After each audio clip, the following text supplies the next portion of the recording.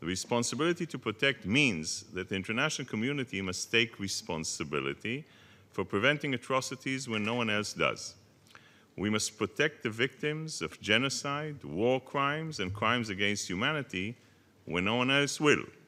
The United Nations was founded in response to the horrors of the Second World War and the unparalleled inhumanity of the Holocaust. The UN represents the hope that the world has entered a new era and the promise that this family of nations would never again stand idly by in the face of mass atrocities.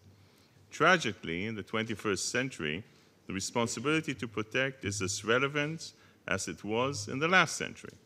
States are responsible for the protection and well-being of their own populations, yet hardly a day goes by without news of another atrocity being committed against the people of Syria, against those living under the thumb of ISIS, and those under the oppressive rule of Boko Haram.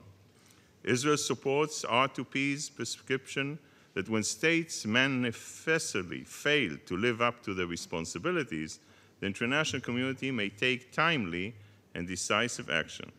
Yet, we in this chamber must ask ourselves, why are states failing in the first place? One need not to be a rocket scientist to recognize that the formula is really simple. When a nation substitutes indoctrination for education, it leads to fundamentalism. When a society lacks democracy and endures tyranny, it leads to desperation. And when a state violates human rights and instills fear, it leads to oppression. These are the elements which enable the very crimes of R2P was created to stop.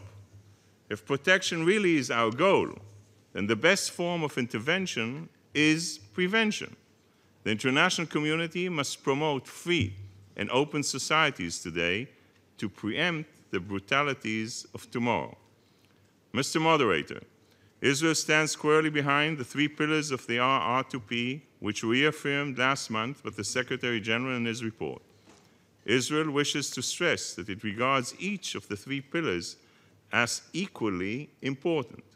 Yet while the use of force is a part of the toolbox, it should be regarded as a measure of last resort. The responsibility to take a stand against atrocities is clear.